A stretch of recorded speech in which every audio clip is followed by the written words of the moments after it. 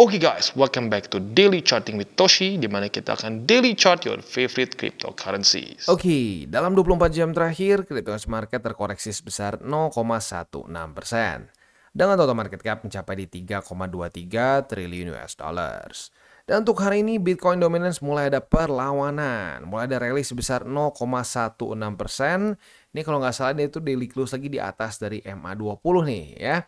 Apakah BTCD akan rally lagi? Ya kita bahas nanti di belakang secara TA-nya ya. Sekarang kita akan lihat dulu Bitcoin. Untuk Bitcoin terjadi reclaim walaupun super tipis ya. Jadi kita bisa di sini jam 7 pagi tadi Bitcoin daily close di angka 97.591. Sementara struktur resisten di angka 97.570.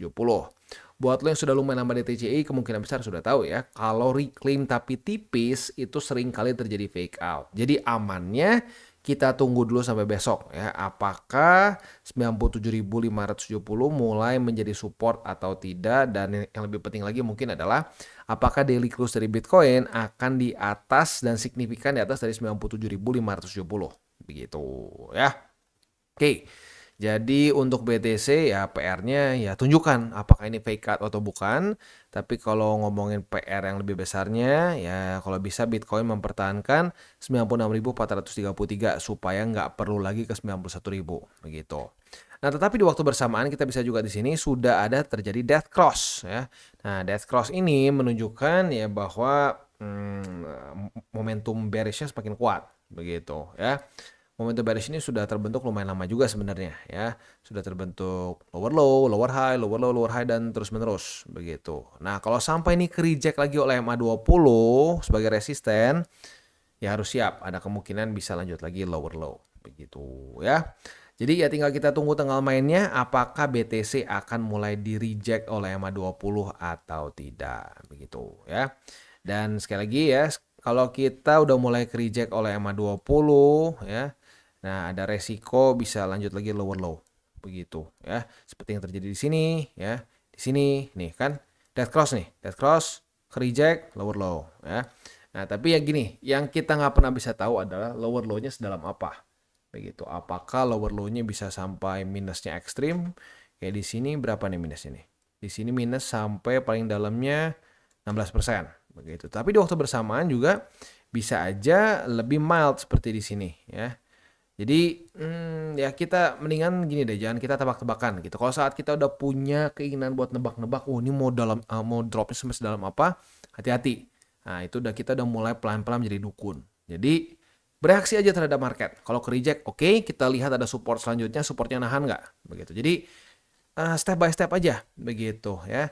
Kayak sekarang MA20, misalkan MA20-nya menang ya dan jebol 97.500 ya udah, berarti next opponent-nya adalah 96.000. Dan seterusnya begitu ya.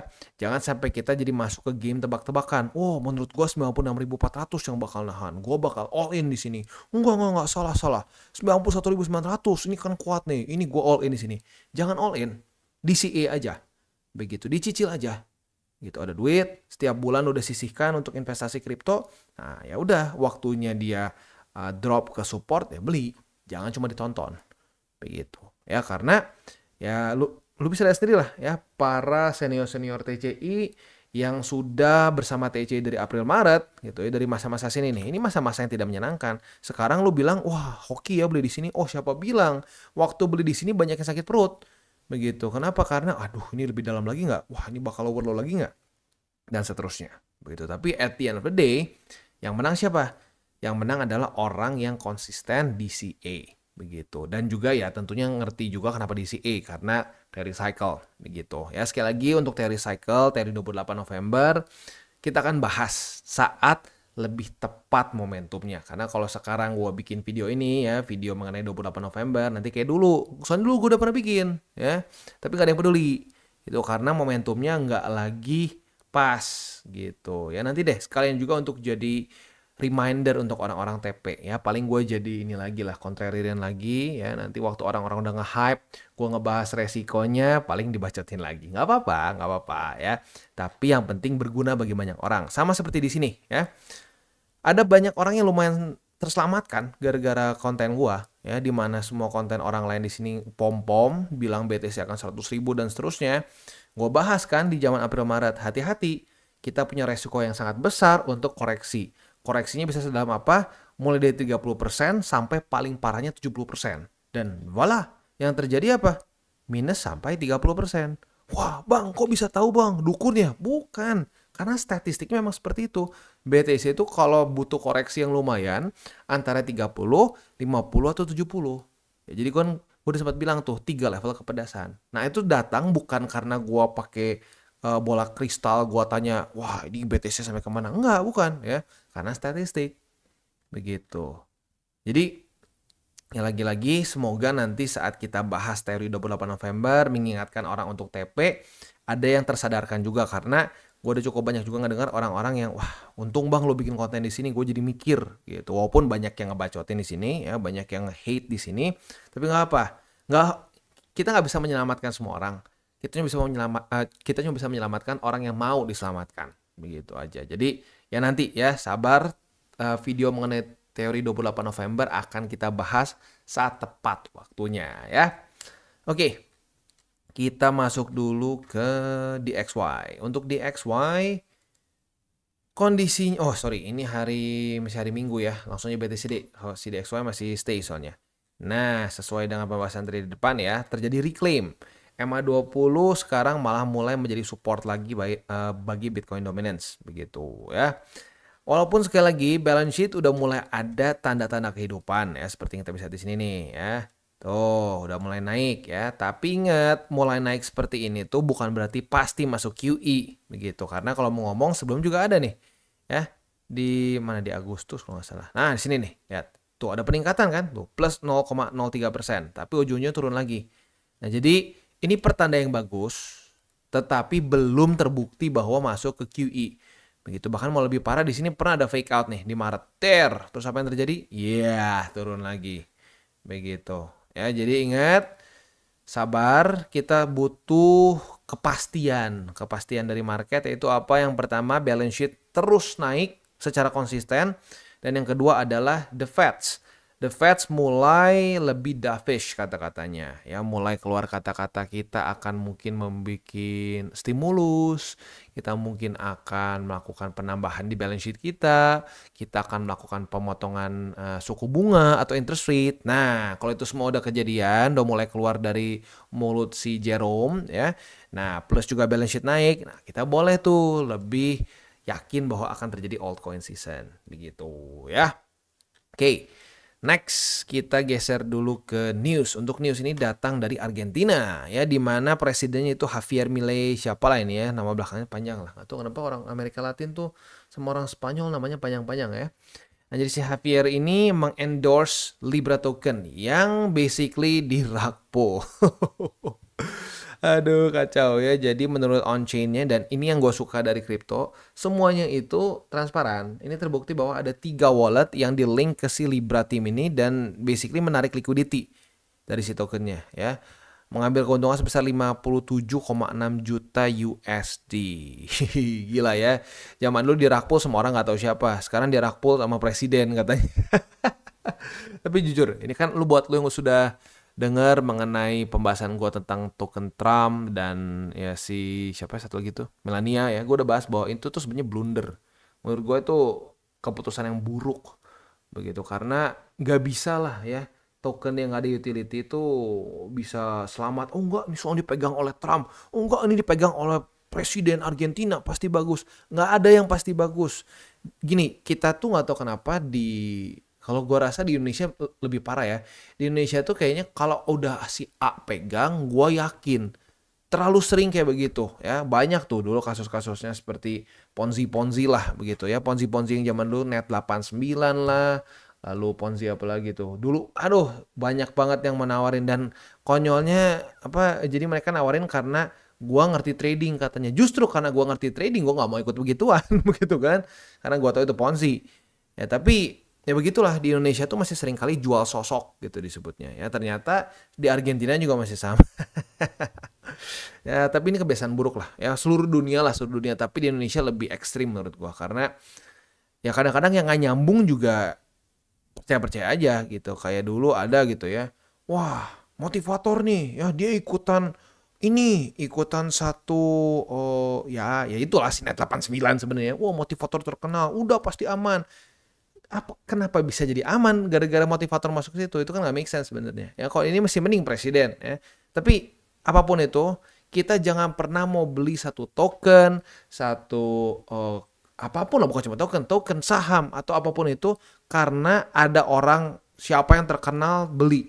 Nggak bisa seperti itu ya.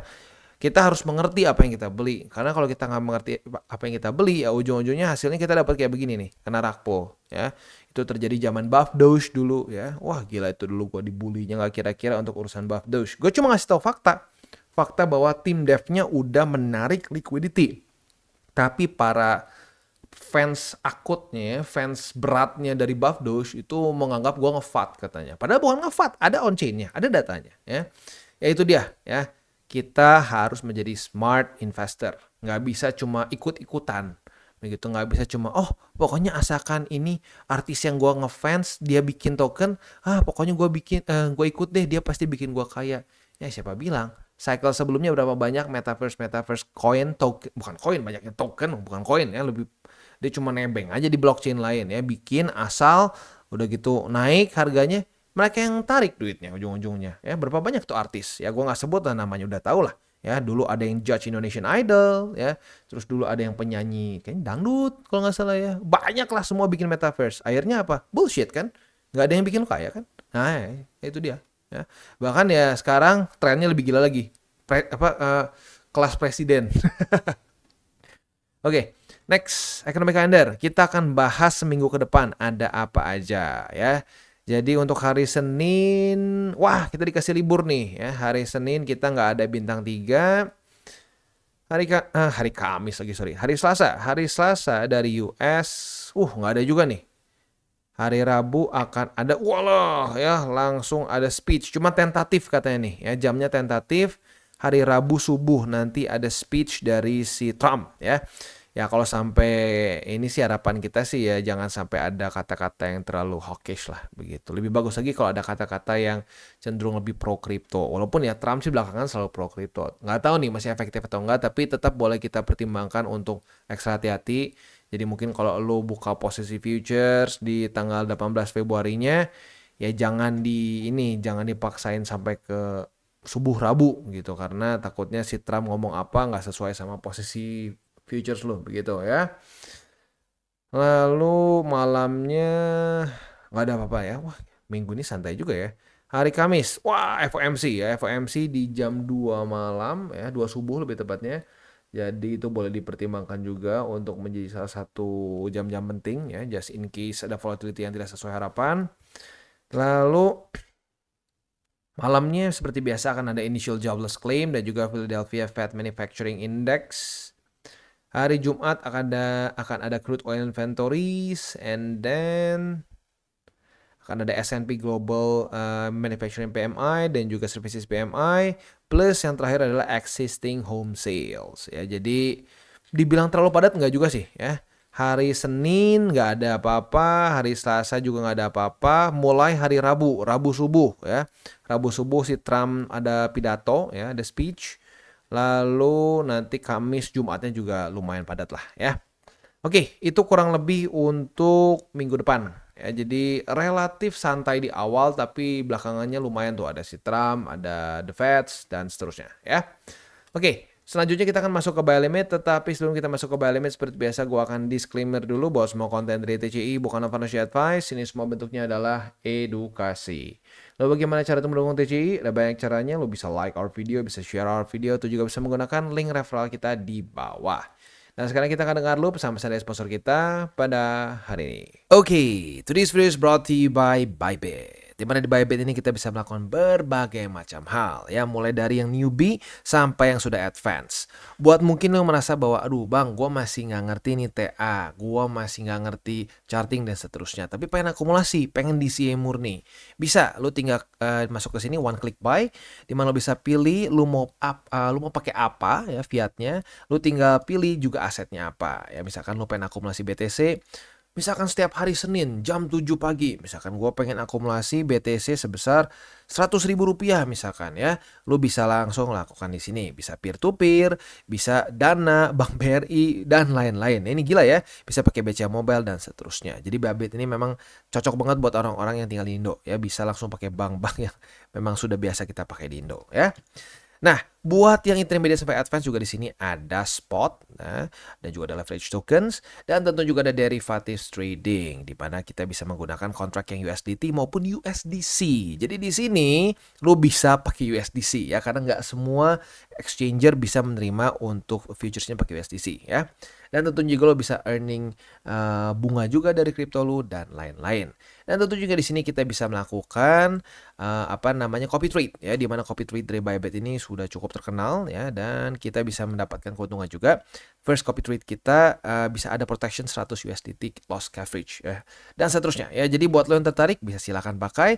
Klik di link referral kita di bawah. Oke, kita masuk ke Bitcoin. Untuk Bitcoin, posisi short kita sebenarnya kalau lo konservatif boleh pertimbangkan untuk tutup aja. Ya, walaupun tutupnya sekarang sih ya. Jadi kalau lo tutupnya setelah nonton video kita ya berarti ya jadi nggak rugi sih gitu. Tapi lebih baik sih sebenarnya lo bangun jam 7. Jam 7 lihat dulu bentar. Kalau di atas atau di bawah dari support dan resisten ya ada SOP cut loss ya cut loss. Tapi ya buat lo yang agresif, lo ngerasa bahwa bang, ini kalau reclaimnya tipis-tipis gini biasa fake out, ya boleh dipertahankan posisi shortnya begitu. Tapi buat yang agresif minimal pasang SL ya. Oke, untuk posisi spot ada di 97 kan udah dapat ya. Lalu ada di 96.433 dan di 91.906. Itu kurang lebih untuk setup di Bitcoin. Next kita masuk ke Ethereum. Untuk Ethereum kita belum dapat posisi short ya karena tidak terjadi retest. Ya udah berarti kita harus restart lagi ya. Kalau sampai terjadi retest 1, retest 2 lagi di angka 2744. Nah, kita bisa buka posisi short dengan target TP. Lo mau lebih konservatif boleh di sini nih. Di angka 2675, sementara kalau mau lebih agresif boleh pertimbangkan di angka 2619. Posisi spotnya 2619, 2552, dan 2464 ya. Oke, itu kurang lebih untuk Bitcoin dan Ethereum pada hari ini ya. Sebelum kita tutup DCWT pada hari ini, gua akan mengingatkan lagi untuk para newbies ya. Udah lumayan banyak tuh yang komen, waduh bang bosen bang, wah gue pesimis nih bang, wah gue begini, wah gue begitu. Hati-hati, jangan terlalu banyak pakai feeling, jangan terlalu banyak pakai emosi. Begitu, perasaan bosan, ya pesimis, realistis itu tuh emosi. Ya.